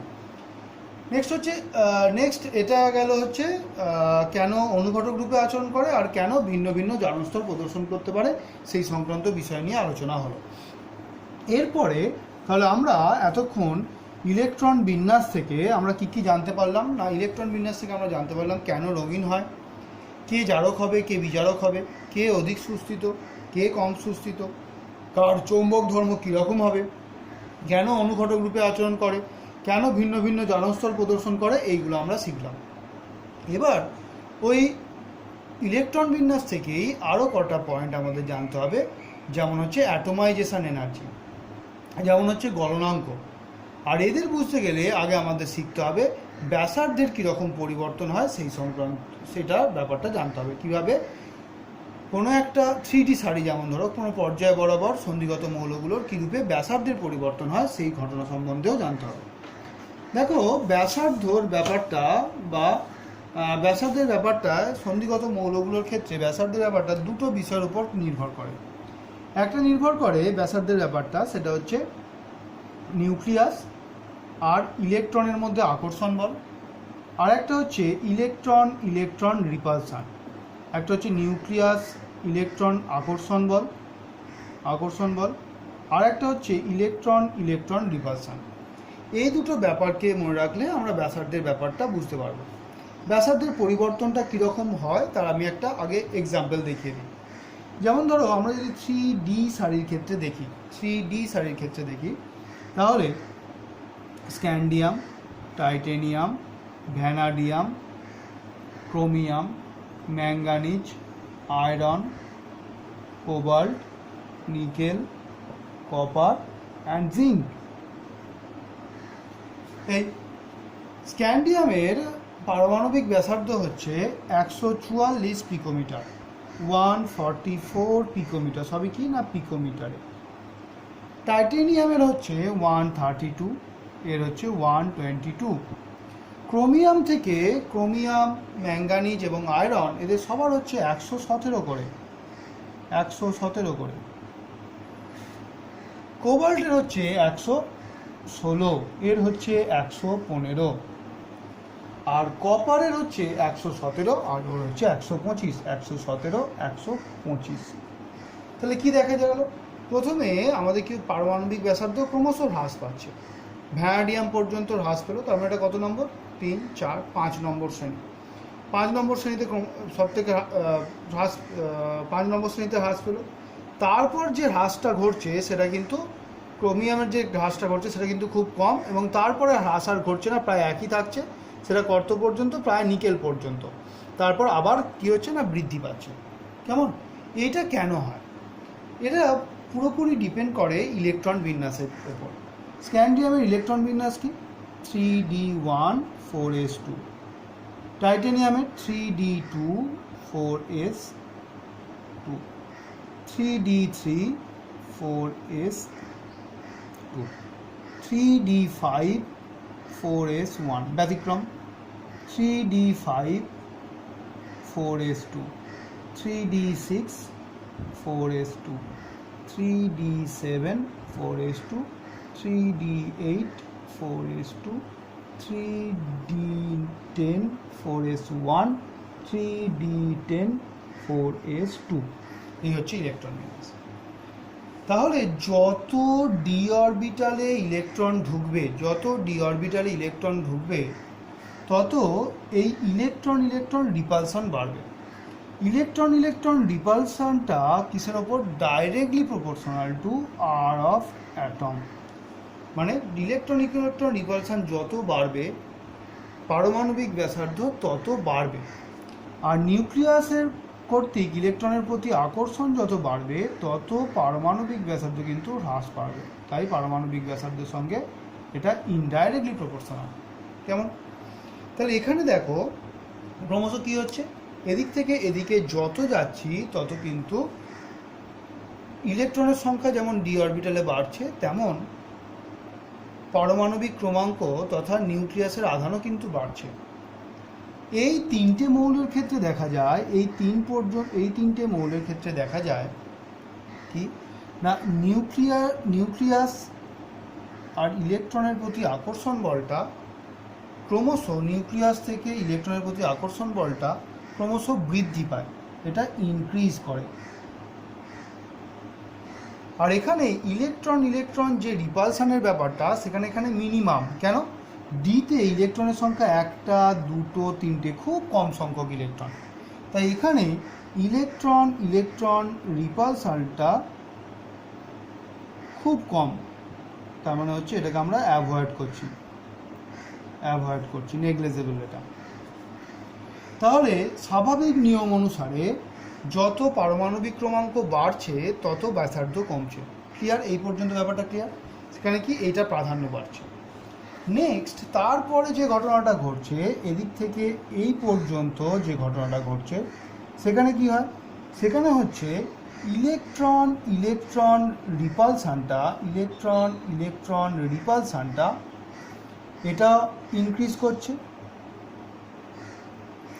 আবার এর অ্যাট্রাকশন ফোর্সটাও ইনক্রিজ করছে। এক্ষেত্রে দেখা যায় electron repulsion almost equal to nucleus কর্তৃক ইলেকট্রনের প্রতি আকর্ষণ বলটা, যার কারণে এদের সব পড়ার ক্ষেত্রে প্রায় সমান। তাই এদের ক্ষেত্রে পারমাণবিক ব্যাসার্ধের কোনো রকম পরিবর্তন ঘটে না। নেক্সট পার্ট যেটা আছে, সেখানে ভালো করে লক্ষ্য করলে দেখা যাবে যে এখানে ডি অরবিটালটা ইলেকট্রন দিয়ে পূর্ণ হয়ে গেছে। দুটোর ক্ষেত্রে ইলেকট্রনটা পূর্ণ হয়ে যাচ্ছে। তার কারণে এখানে ইলেকট্রন ইলেকট্রন রিপালশনটা greater than nucleus electron attraction force হয়, তাই তো, যার কারণেই পারমাণবিক ব্যাসার্ধ বৃদ্ধি পায়। এটা একটু ভালো করে, যদিও পরীক্ষায় পড়ে না, তবে এটা মনে রাখবে যে 5 নম্বর শ্রেণী পর্যন্ত ক্রমশ হ্রাস পায়, তারপরে 6, 7, 8, 9, 10 এই পর্যন্ত একই থাকে প্রায়, তারপর 11, 12 এটা বৃদ্ধি পায়। ক্লিয়ার ব্যাপারটা? এখন এই পারমাণবিক ব্যাসার্ধের ওপর ভিত্তি করে এবং এই ইলেকট্রন বিন্যাসের ওপর ভিত্তি করে আমরা গলনাঙ্ক এবং অ্যাটমাইজেশন এনার্জির ব্যাপারটা বলতে পারি। ফার্স্টে আমরা যাই গলনাঙ্কের ব্যাপারটা। দেখা যায় গলনাঙ্ক কিসের ওপর নির্ভর করবে না, ধাতব বন্ধন। যার ধাতব বন্ধনটা যত শক্তিশালী হবে তার গলনাঙ্ক তত বেশি হবে। এখন ধাতব বন্ধন শক্তিশালী কি করে হবে না, ধাতব বন্ধন শক্তিশালী হয় কীভাবে না, যত বেশি অযুগ্ম ইলেকট্রন থাকবে, যত বেশি আনপেয়ার্ড ইলেকট্রন থাকবে, তার ধাতব বন্ধন তত বেশি শক্তিশালী। সেই কারণে ওদের ভাঙতে বেশি শক্তি লাগবে, যার কারণে ওদের গলনাঙ্ক বেশি। কেমন? তাহলে একবার যদি আমরা দেখি অযুগ্ম ইলেকট্রনের সংখ্যা, দেখি, তাহলে দেখা যায় স্ক্যান্ডিয়ামের অযুগ্ম ইলেকট্রনের সংখ্যা কটা? একটা। এর কটা? দুটো। এর কটা? তিনটে। এর 5টা। এরও 5টা। এর কটা? 4টে। এর কটা? 3টে। এর হচ্ছে 2টো। এদের 0, ডিতে 0, ডিতে এরও ডিতে 0। এটা ডি অরবিটালে। কেমন? তাহলে অযুগ্ম ইলেকট্রনের সংখ্যা সব থেকে বেশি কোথায় না, এখানে অযুগ্ম ইলেকট্রনের সংখ্যা সব থেকে বেশি। কিন্তু দেখা যায় আয়রনের বা ক্রোমিয়ামের, তাহলে আয়রন এবং ক্রোমিয়ামটা বাদ দিচ্ছি না, তাহলে আয়রন আর ম্যাঙ্গানিজের মধ্যে কার গলনাঙ্ক বেশি, এটা ব্যতিক্রমের কথা বলছি। তাহলে এই অনুযায়ী সব থেকে বেশি এদিক থেকে এদিকে যত যাব তত কী হবে, গলনাঙ্ক বৃদ্ধি পাবে, এবং একটা ফিক্সড পয়েন্টে আসার পর, এই জায়গাটা আসার পর আবার গলনাঙ্ক কী হবে, হ্রাস পাবে। তাই তো? ক্লিয়ার তো? এটা হওয়ার কথা। কিন্তু দেখা যায় ম্যাঙ্গানিজের গলনাঙ্ক আয়রনের থেকে কম হয়ে যায়। এর কারণটা কি? এর কারণটা হচ্ছে ম্যাঙ্গানিজের যে ইলেকট্রন বিন্যাস 3d5 এবং 4s2, এটা হাফ ফিল্ড, এটা ফুল ফিল্ড। তাই এই ইলেকট্রনগুলোর প্রতি নিউক্লিয়াসের আকর্ষণ বল খুব তীব্র। তাই Mn এর ক্লাসে মুক্ত ইলেকট্রন পাওয়া যায় না। সহজে মুক্ত ইলেকট্রন পাওয়া যায় না। তাই এদের কি হয়, ধাতব বন্ধনটা অপেক্ষাকৃত দুর্বল হয়। কিন্তু এর ক্ষেত্রে তো সেই ব্যাপারটা নেই।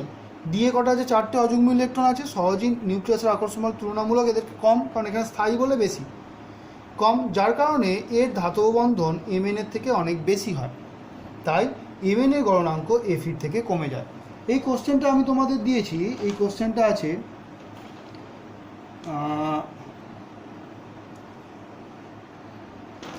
15 নম্বর কোশ্চেন। 15 নম্বর কোশ্চেনে দেখবে এর অ্যান্সার, এই 15 নম্বর কোশ্চেনে এটা আছে। 15 নম্বর কোশ্চেনটা হচ্ছে এটা, এবং এর অ্যান্সারটা হচ্ছে এই যে Mn এর অযুগ্ম ইলেকট্রনের সংখ্যা বেশি হলেও Fe এর গলনাঙ্ক বেশি। তার কারণ হচ্ছে Mn এর ইলেকট্রন বিন্যাস হচ্ছে 3d5 4s2। d 3d এবং 4s উভয়ই কী হচ্ছে, স্থায়ী ইলেকট্রন বিন্যাস, তাই নিউক্লিয়াসের আকর্ষণ বল তীব্র। তাই এদের ধাতব বন্ধন শক্তি তুলনামূলক কম Fe এর থেকে, তাই এদের গলনাঙ্ক Fe এর থেকে তুলনামূলক কম হয়। তাহলে এটা গেল, আমরা গলনাঙ্কের ব্যাপারটা বললাম কি অনুযায়ী না, একটা সারি অনুযায়ী, 3D সারি অনুযায়ী প্রথমে কি হবে না, আস্তে আস্তে বৃদ্ধি পাবে, তারপর আবার কমতে থাকবে। যেমন এবার যদি আমরা ওপর থেকে নিচে নামি, যেমন ধরো স্ক্যান্ডিয়ামের ক্ষেত্রে স্ক্যান্ডিয়াম, তারপরে 4Dতে কে আছে, ইট্রিয়াম, তারপরে কে আছে, ল্যান্থানাম, তারপর হচ্ছে অ্যাক্টিনিয়াম, এরা আছে। টাইটেনিয়ামের ক্ষেত্রে আছে হ্যাফনিয়াম, তারপরে আছে জার্কোনিয়াম, এরা আছে। এই যে ব্যাপারটা, ওপর থেকে যত নিচে নামবো তত দেখা যাবে যে পারমাণবিক ব্যাসার্ধ বৃদ্ধি পায়, সাধারণত বৃদ্ধি পায়। ভালো করে কথাটা শুনবে, সাধারণত বৃদ্ধি পায়। এখানে একটা ব্যতিক্রমের ঘটনা আছে, সেটা নিয়ে আমি বলছি নেক্সট। তাহলে যত ওপর থেকে নিচে নেবো তত পারমাণবিক ব্যাসার্ধ যত বাড়বে তত বহিস্থ ইলেকট্রনের প্রতি নিউক্লিয়াসের আকর্ষণ বল কম হবে। তাহলে কী হবে, মুক্ত ইলেকট্রন মানে ইলেকট্রন তাড়াতাড়ি রিলিজ হতে পারবে, মানে মুক্ত ইলেকট্রনের সংখ্যা ক্লাসে বেশি হবে, তা কী হবে, ধাতব বন্ধন শক্তিশালী হবে, তাই গলনাঙ্ক ক্রমশ বাড়বে। ক্লিয়ার ব্যাপারটা? তাহলে ওপর থেকে নিচে এদিক থেকে এদিকে গেলে ক্রমশ প্রথমে বৃদ্ধি পায় তারপর হ্রাস পায়, ওপর থেকে নিচে নামলে বৃদ্ধি পায়। তার কারণ হচ্ছে পারমাণবিক ব্যাসার্ধ বৃদ্ধি পাওয়ার সঙ্গে সঙ্গে ইলেকট্রন মুক্ত করার প্রবণতা বৃদ্ধি পায়, ধাতব বন্ধনের প্রকৃতি ধাতবের বন্ধন আরও শক্তিশালী হয়। তাহলে এই হচ্ছে গলনাঙ্কের ব্যাপার।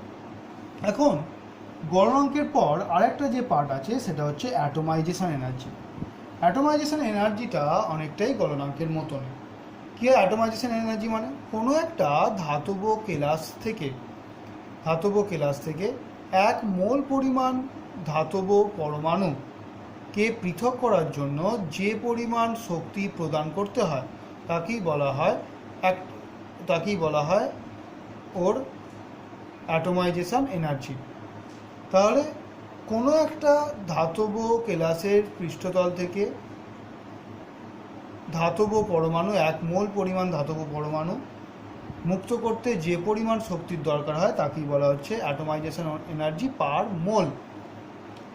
এখন দেখো, তাহলে এই অ্যাটোমাইজেশন এনার্জিটাও কিন্তু ডিপেন্ড করে অযুগ্ম ইলেকট্রন সংখ্যার ওপর। অযুগ্ম ইলেকট্রন সংখ্যা যত বাড়বে তত অ্যাটোমাইজেশন এনার্জিটা বাড়তে থাকবে। তাহলে এখানেও সেই এমএন এর ক্ষেত্রে ব্যতিক্রমের ঘটনা দেখা যায়, এর অ্যাটোমাইজেশন এনার্জি তুলনামূলক কম হয়। ক্রোমিয়ামেরও অ্যাটোমাইজেশন এনার্জি তুলনামূলক কম হয়। কেন? এইটার স্টেবিলিটির জন্য। সব থেকে বেশি অ্যাটোমাইজেশন এনার্জি কার হয় না, এর সব থেকে বেশি অ্যাটোমাইজেশন এনার্জি হয়, সেটা প্রায় 515 কিলোজুল পার মোল। হ্যাঁ, এই হচ্ছে ভ্যানাডিয়াম 3D শ্রেণীর সব থেকে বেশি অ্যাটোমাইজেশন এনার্জি কার হয় না, ভ্যানাডিয়ামের অ্যাটোমাইজেশন এনার্জি সব থেকে বেশি হয়। এটা দেখবে এই কোশ্চেনটা আমি দিয়েছি 17 নম্বরের কোশ্চেনে। এর সঙ্গেই ঠিক তার আগেই একটা 16 নম্বরের কোশ্চেনটা আছে, দেখবে জিঙ্কের অ্যাটোমাইজেশন এনার্জি খুব কম কেন, ভ্যানাডিয়ামের সব থেকে বেশি, জিঙ্কের সব থেকে কম কেন। তাহলে ইলেকট্রন বিন্যাস লক্ষ্য করলেই দেখতে পাচ্ছ যে ওখানে কোনো অযুগ্ম ইলেকট্রন নেই। অযুগ্ম ইলেকট্রন না থাকলে অ্যাটোমাইজেশন এনার্জি কম হবে, কারণ পরমাণুগুলোর মধ্যে আকর্ষণ বল খুব কম হয় বা ধাতব বন্ধন খুব দুর্বল হয়, যার কারণে জিঙ্কের অ্যাটোমাইজেশন এনার্জি সব থেকে কম হয়। কেমন? তাহলে কি বলতে হবে, জিঙ্কের ইলেকট্রন বিন্যাস লক্ষ্য করলে দেখা যায় উহার ইলেকট্রন বিন্যাস অনুযায়ী উহার মধ্যে কোনো অযুগ্ম ইলেকট্রন নেই। আমরা জানি অযুগ্ম ইলেকট্রন বৃদ্ধির সঙ্গে সংখ্যা বৃদ্ধির সঙ্গে সঙ্গে অ্যাটোমাইজেশন এনার্জি বৃদ্ধি পায়। যেহেতু জিঙ্কে কোনো অযুগ্ম ইলেকট্রন নেই, তার এর অ্যাটোমাইজেশন এনার্জি খুব নিম্নমানের। ক্লিয়ার ব্যাপারটা? তাহলে অ্যাটোমাইজেশন এনার্জি আর আমরা পারমাণবিক ব্যাসার্ধ আর ধাতব বন্ধনের কথা বললাম। এর কোশ্চেনগুলো আছে দেখবে 15, 16 এবং 17 দাগের কোশ্চেনে এই ব্যাপারগুলো আছে। কেমন? এই রিলেটেড আরেকটা কোশ্চেনের আমি দুটো কোশ্চেন আছে আরও, সেটার অ্যান্সার বলছি। যেমন হচ্ছে সন্ধিগত মৌলগুলো সংকর ধাতু গঠন করে কেন, তাই না? সন্ধিগত মৌলগুলো সংকর ধাতু গঠন করার কারণটা কি? সংকর ধাতু সেই মৌলগুলোই গঠন করতে পারে যাদের পারমাণবিক ব্যাসার্ধ প্রায় কাছাকাছি। তাই সন্ধিগত মৌলগুলোর ইলেকট্রন বিন্যাস লক্ষ্য করলে দেখা যায় কোনো একটা সন্ধিগত মৌলের সারির এলিমেন্টগুলোর বা মৌলগুলোর পারমাণবিক প্রথম এবং শেষটা বাদ দিয়ে পারমাণবিক ব্যাসার্ধ প্রায় কাছাকাছি। দেখো এখান থেকে প্রায় কাছাকাছি, ওই জন্যই এরা সহজেই সংকর ধাতু গঠন করতে পারে।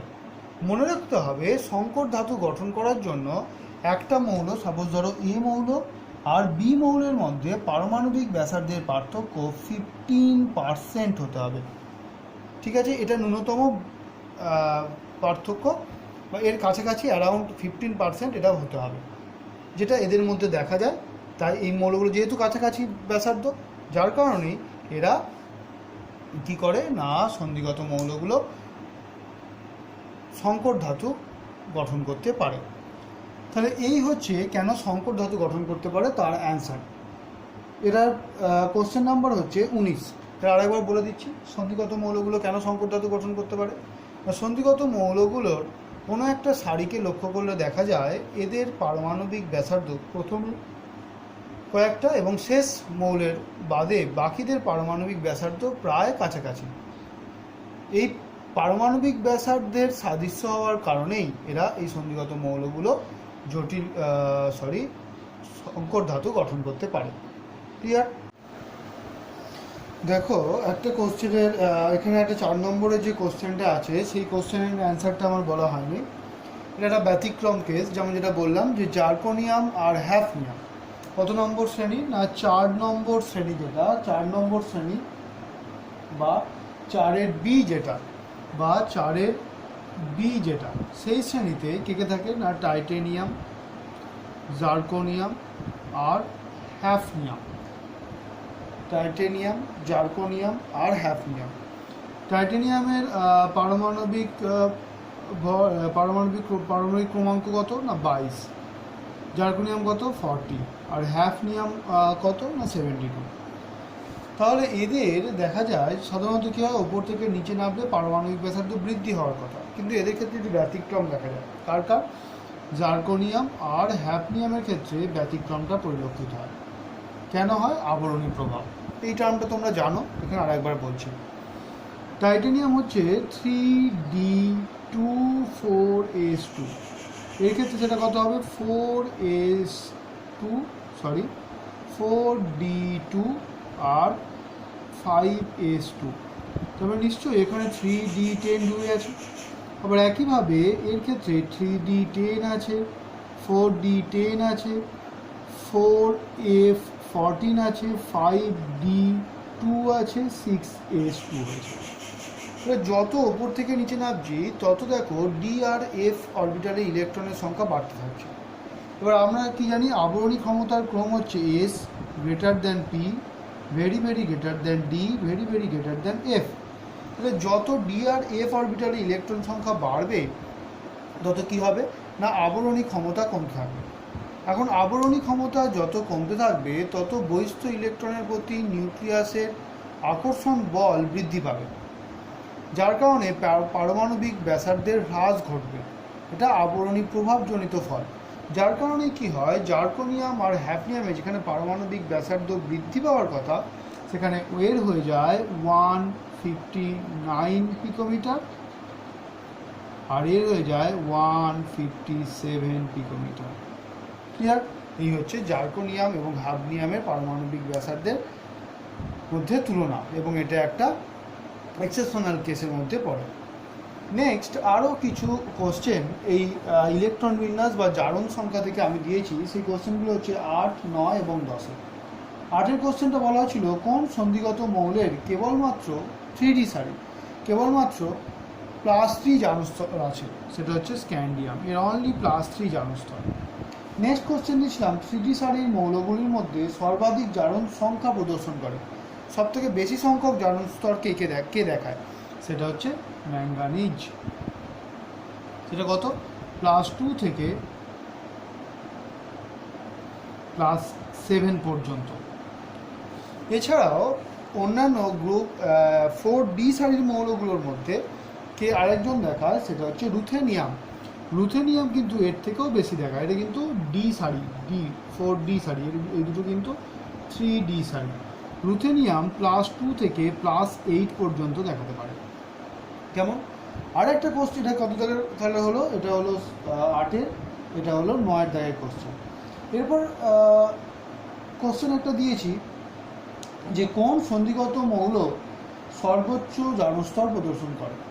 কোন সন্ধিগত মৌল সর্বোচ্চ জারণস্তর, সর্বোচ্চ মানে সব থেকে বেশি সংখ্যক নয়, সর্বাধিক জারণস্তর প্রদর্শন করে সর্বোচ্চ, সেটা কাউকে না রুথেনিয়াম আর অসমিয়াম, এরা দুজনেই +8 জারণস্তর প্রদর্শন করে। কেমন? তাহলে এই হলো কোশ্চেনগুলোর অ্যান্সার। নেক্সট আরেকটা কোশ্চেন আমাদের বলতে হবে, সেটা হচ্ছে ইন্টারস্টিসিয়াল যৌগ কি। ইন্টারস্টিসিয়াল যৌগের কোশ্চেনটা দিয়েছি 18-তে। দেখো ইন্টারস্টিসিয়াল যৌগগুলো কি না সন্ধিগত মৌলগুলোর পারমাণবিক আকার বড় হওয়ায় এদের যে কেলাস গঠন করে সেই কেলাসে উপস্থিত পরমাণুগুলোর মধ্যে কিন্তু ইন্টারস্টিসিয়াল ফাঁক থেকে যায়। এই ইন্টারস্টিসিয়াল ফাঁকে হাইড্রোজেন, নাইট্রোজেনের ন্যায় অপেক্ষাকৃত ছোট পরমাণুগুলো অবস্থান করে, দিয়ে যে যৌগ গঠন করে তাকেই বলা হচ্ছে ইন্টারস্টিসিয়াল যৌগ। যেমন উদাহরণ হচ্ছে স্ক্যান্ডিয়ামের হাইড্রাইড,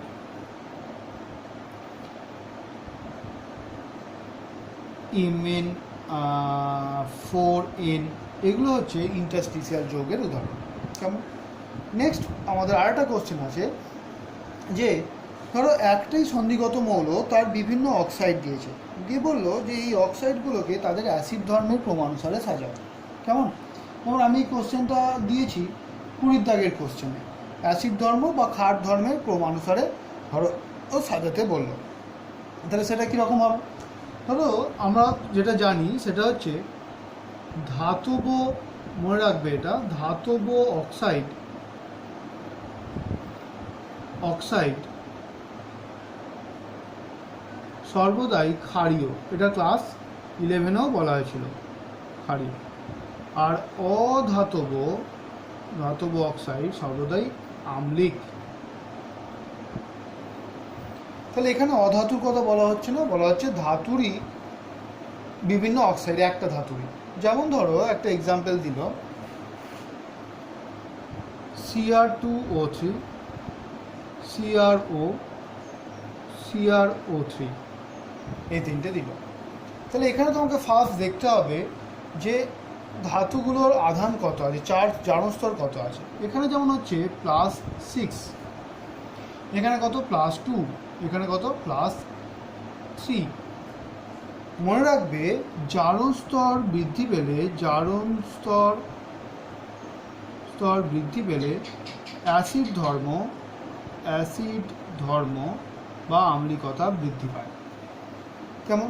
তাহলে এখানে সব থেকে আম্লিক ধর্ম কার বেশি? তাহলে CrO3 সব থেকে বেশি, তারপর Cr2O3, তারপরে CrO। তাহলে ক্ষার ধর্ম সব থেকে কার বেশি? এটা, তারপরে এটা হচ্ছে আম্লিক ধর্মের ক্রম বললাম, অ্যাসিডিক অর্ডার, অ্যাসিডিক তোমাদের যেটা কোশ্চেন আছে সেটা বললাম। ক্ষার ধর্মের ক্রম বললে উল্টোটা হবে। কেমন? এই ছিল তোমাদের কোশ্চেন। এই কোশ্চেনগুলোর অ্যান্সার নিজেরা খাতায় লিখে ফেলবে। আমি সব কটার অ্যান্সার বলে দিয়েছি এখানে, ভালো করে ভিডিওটা দেখবে, দিয়ে অ্যান্সার লিখে ফেলবে।